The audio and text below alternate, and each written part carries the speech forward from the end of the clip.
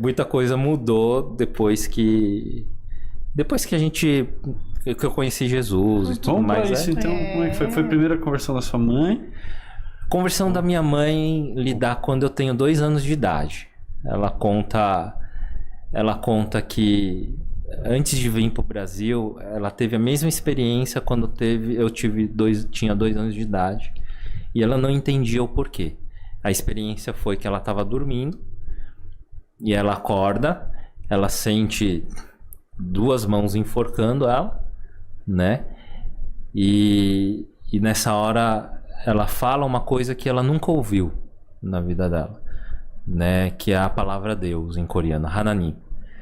Ela falou que nunca ouviu essa palavra, né? A palavra tem outra palavra também para Deus em coreano. Eu não sei se ela conhecia essa outra palavra ou não, mas ela fala para mim, quando ela conta, ela diz que ela nunca tinha ouvido a palavra Hananim, e ela fala: Hananim, se você tá aí, me ajuda. E nessa hora vem uma luz e as mãos saem. E ela teve esse evento na Coreia antes de vir pro Brasil, e teve esse evento quando eu tinha mais ou menos 2 anos de idade. E ela conta dessa vez, não, segunda vez, pro meu pai. Meu pai já conhecia o Evangelho, mas não era seguidor de Jesus. Ele conhecia o Evangelho porque na época da guerra, depois pós-guerra, ele tocava o sino da igreja para as pessoas virem orarem de madrugada na igreja. E quem pregava nessa igreja era um missionário inglês. Ele disse que ouviu o Evangelho, mas não entendia nada, porque era tudo em inglês. Ele falava algumas palavras com o dicionário ali, ele sabia sobre Deus, sabia sobre Jesus, mas pouca coisa sobre realmente algum compromisso, envolvimento com Cristo ou com Deus. E quando a minha mãe fala para ele desse acontecimento, ele fala: Deus é Deus, ele criou a gente e ele te ama. Eu falo, minha mãe só na mente de sobrevivência a vida toda, ela nunca pensou que poderia existir alguém, né, além do marido, que pudesse amar ela, assim, né?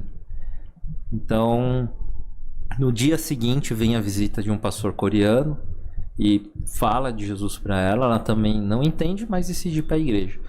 Ela fala que ela tinha vergonha de mim porque ela já tinha 42 anos de idade e tinha um bebezinho, né? Então as pessoas ficavam olhando porque não era comum naquela época, nem na comunidade, alguém já mais velho ter um neném assim.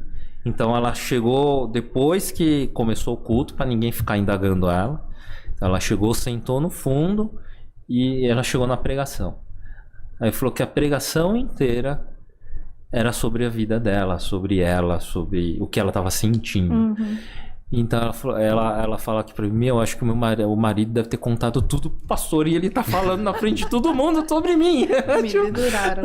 E aí ela volta pra casa, ela diz que o meu pai fala: não falei nada pra ele, é Deus falando com você e não sei o quê. E ela começa a se render para Cristo nessa época, né? E aí era uma época tenebrosa na vida dela, e ela começa a melhorar em tudo que ela estava passando, sentindo. E a partir de então nossa família começa a ir para a igreja, né? Eu começo a ir para a igreja do Evangelho Pleno com 2 anos de idade, né? A igreja que eu fico 35 anos na minha vida. 35? 37 anos eu fico lá. Né? Então, eu cresço lá, escuto o Evangelho lá, mas eu só vou entregar minha vida para Jesus na adolescência, né? Até então, Deus é Deus.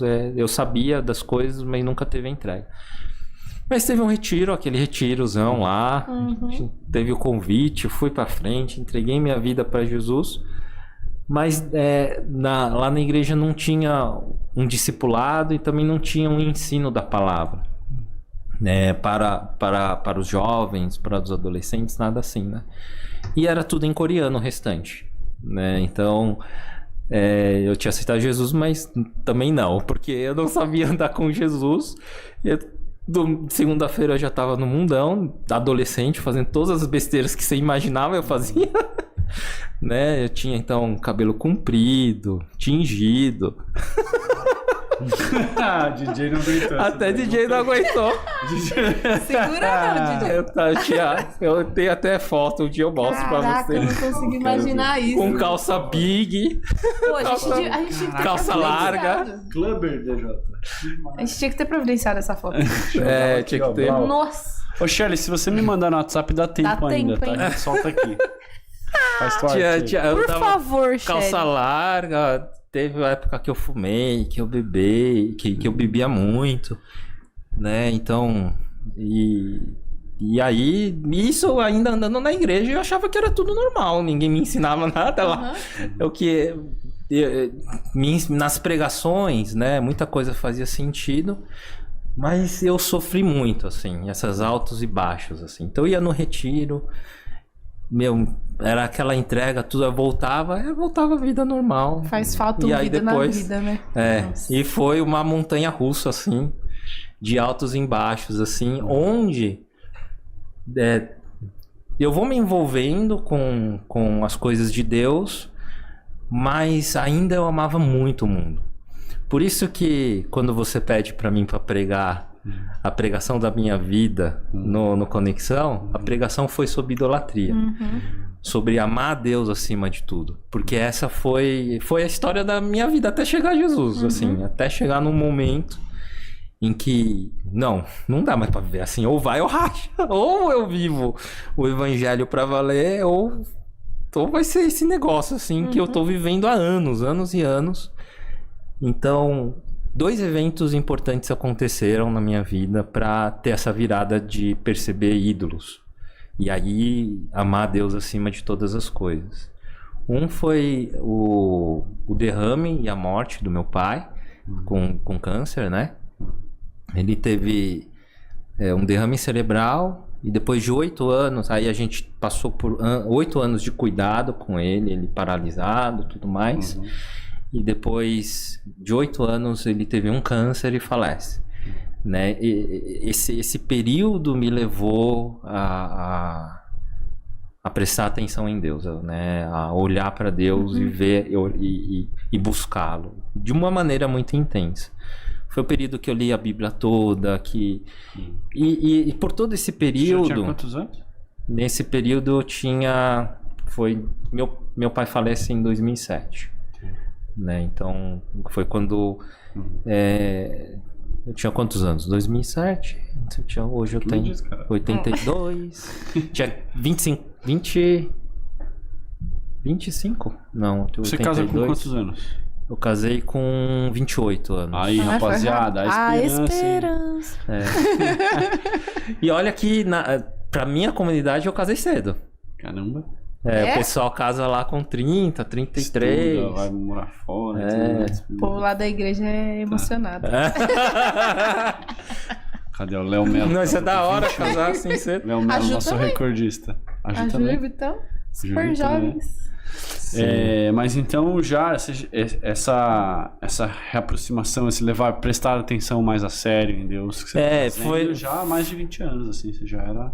Foi em 2007, mas antes disso teve outro evento que eu tava noivo. Que não é Shelly, lógico. Caraca, eu não sabia. Eu também não. Eu estava noivo, foram 5 anos de um relacionamento, onde eu idolatrava ela, né? Mais do que a Deus até, né? Então, quando isso se encerra, eu percebo. Eu amava mais ela do que Deus, né? E não era amor, né? Era uma obsessão. Era paixão. Era uma obsessão. E aí, a partir disso, começa a quebrar ídolos na minha vida, né?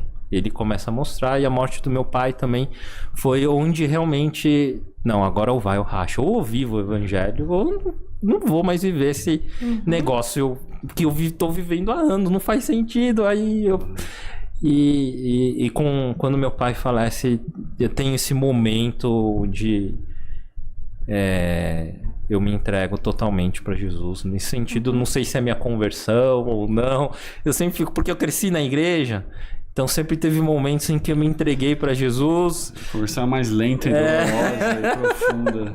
Então, nessa época foi quando realmente eu deixo tudo ainda Deus de vez em quando me mostra assim, olha, você tem amado, mas isso, né? Ele ainda tem me mostrado muitas coisas, mas foi nesse tempo que foi a virada da minha vida.